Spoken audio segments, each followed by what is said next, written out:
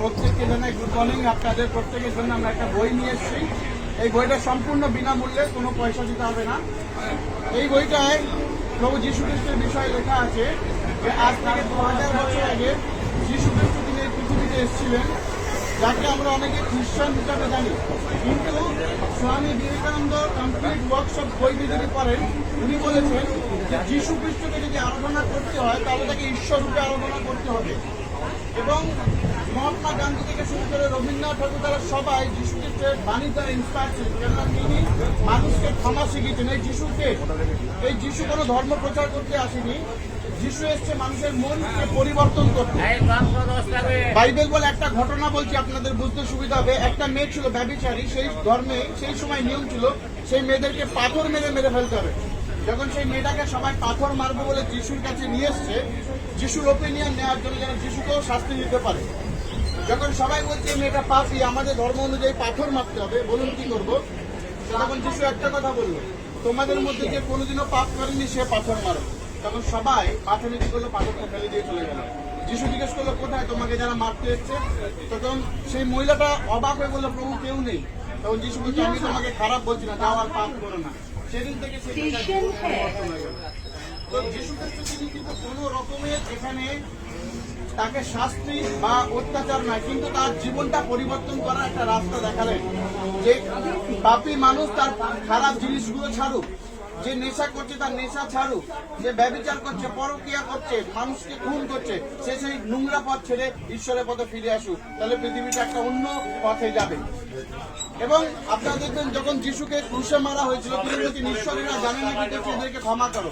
অদ্ভুত ভাবে দেখবেন যখন তার দু হাতে প্রেক দিল, পায়ে প্রেক, মাথায় কাটার মধ্যে, তিনি ক্রুশের মধ্যে দিয়ে বলেন, ঈশ্বর, আমার ঈশ্বর, এরা জানে না কি করছে, এদেরকে ক্ষমা করো। আপনি বুঝতে পারছেন একটা মানুষকে এইভাবে মারা হচ্ছে, ইতিহাস সাক্ষ্য দিচ্ছে তার পিছনে এত লোক ছিল, কিন্তু তিনি কখনো কোনো সন্ত্রাসী, কখনো কোনো রকমের ঝুট ঝামেলা বা তার খুনি মারপিট করেন, তিনি ক্ষমা করে দিচ্ছে। কেন? মানব জাতির মুক্তির জন্য দরকার ছিল একটা নিখুঁত বলিদান। আমাদের শরীরের রক্তের জন্য মানুষের রক্তে চাই, মানুষ কিন্তু কোনো প্রাণীর রক্তে বাড়াবে না।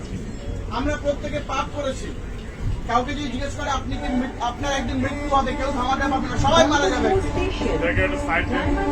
কিন্তু প্রশ্ন যে আমার আপনার কাছে যে মৃত্যুর পরে আপনার কি হবে, কিভাবে আমরা মুক্তি পাবো? কেউ যদি বলে যে আমরা কর্মের দ্বারা মুক্ত পাবো, কিন্তু এমন কোন ব্যক্তি নেই যে কখনো খারাপ কাজ করেনি, কেউ বলতে পারবে না। আর কোন মানুষ যে কর্মের দ্বারা মুক্ত হবে সে হবে না। কেন? ভাবুন, কোন একটা ব্যক্তি তিনি ফাঁসির আসামি, আর তিনি যদি বলেন আমি অতীতে অনেক ভালো কাজ করেছি, আমার ফাঁসিটা মাফ করে দাও, হবে না। সে যদি বলে আমি ভবিষ্যতে আমি আমার সমস্ত দান করে দেবো, কিন্তু আমার ফাঁসিটা জজ সাহেব মাফ করে দাও, পারবে না। তাই তার অতীতের ভালো কর্ম বা ভবিষ্যতে কি করবে এই অনুযায়ী তার বিচার বদলাবে না। আমাদের কোনো ব্যক্তি কর্মের দ্বারা উদ্ধার পেতে পারে না। উদ্ধার একমাত্র ঈশ্বরের অনুগ্রহ হয়। এই জন্য ঈশ্বর তিনি এই পৃথিবীতে মানব রূপ ধারণ করে এসে আমাদের সমস্ত পাপের বোঝা নিজের উপর নিয়ে তিনি ক্রুশে প্রাণ দিলেন এবং মৃত্যুর 3 দিন পর তিনি বেঁচে উঠলেন। এবং সেই কারণে আজকে সানডেতে আমরা ছুটি দিয়েছি। রাজা কনস্টান্টিন তিনি ঘোষণা করেছে আজকে রবিবার সবাই আমরা ছুটি পালন করি। যীশু খ্রিস্ট তিনি আমাদের পাপের জন্য নিজের জীবনকে বলিদান করেছে। তিনি আমাদের সবাইকে ভালোবাসে। যখন তিনি ক্রুশের উপরে বললেন, সবাইকে ক্ষমা করে দিয়ে চলে গেলেন।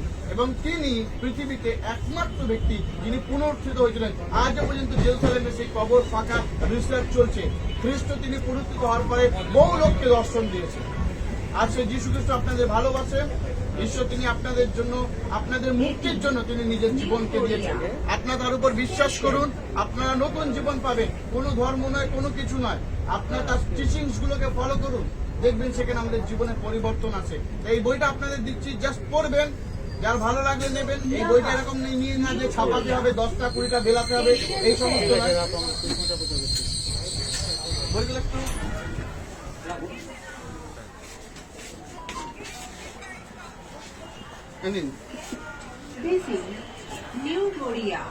এই বই কোনো ছাপাতে হবে না, কোনো বেলাতে হবে না, আপনি নিজের কাছে নিয়ে রাখতে পারেন।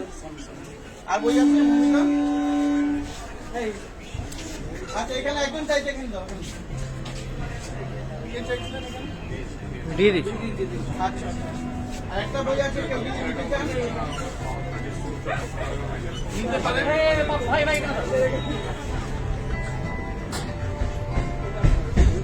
আর আপনারা যদি আমাদের আরো সিডি বা এরকম বই যোগাযোগ করতে চান, আমাদের ফোন নাম্বার আছে কিন্তু এই বইতে দেওয়া নেই, আমরা বলে দিচ্ছি।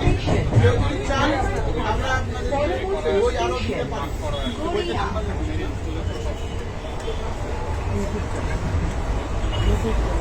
আর আমাদের ফোন নাম্বার হলো কেউ যদি লিখতে পারেন, আমাদের ফোন করবেন, আমরা আপনাদেরকে ফোন করে পাঠিয়ে দেবো। 8240744589। আবার নাম্বারটা বলছি, 8240744589। আমাদের ইউটিউব চ্যানেল আছে পার্থ দাশগুপ্ত, যদি করেন সেখানে আমাদের বিশেষ শিক্ষা আছে, এবং ফেসবুকে পেজ আছে দাশগুপ্ত বলে।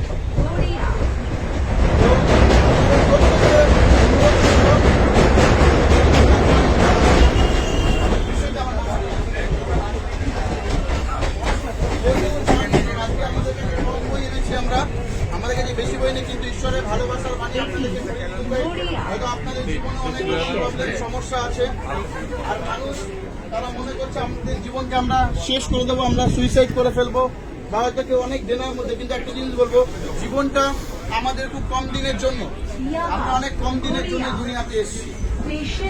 যিশু আমাদেরকে প্রত্যেককে ভালোবাসে, এবং তিনি আপনার আমার জন্য নিজের জীবনকে দিয়েছেন, এবং এটাই সেই সত্য। যারা যারা বইটা পেয়েছেন, বইটা পড়বেন, পুরো করলের সমস্ত কিছু সেখানে লেখা আছে। ঈশ্বর আপনাদের প্রত্যেককে আপনাদেরকে আশীর্বাদ করুক, আপনাদেরকে ভালো রাখুক। আপনাদের প্রত্যেকের জন্য আমরা প্রার্থনা করব যেন আপনারা এই যীশু খ্রিস্টের সত্যটাকে জানতে পারেন। অনেক মানুষের কাছে যীশু খ্রিস্টের ধারণা একটা ভুল আছে, যে যীশু খ্রিস্টকে যারা বিশ্বাস করে হয়তো অনেক টাকা পয়সা পায়, বা তারা অনেক গরু শুয়োর এই সমস্ত খায়, বা যীশু খ্রিস্টকে বিশ্বাস করলে মানুষের ধর্ম চেঞ্জ হয়ে যায়। অনেক ভুল জিনিস শোনাচ্ছে। বাইবেল পড়ে দেখবেন এসব কিছু লেখা নেই। আপনি যে কোনো কিছু খেতে পারেন, আপনার ইচ্ছা সেটা। ইভেন বাইবেলে বারণ করা আছে অনেক কিছু, যেগুলো আমাদের শরীরের পক্ষে ক্ষতিকর, লিস্ট করা আছে। যীশু খ্রিস্টের মেন উদ্দেশ্য ছিল তিনি আমাদের মুক্তি দেবেন।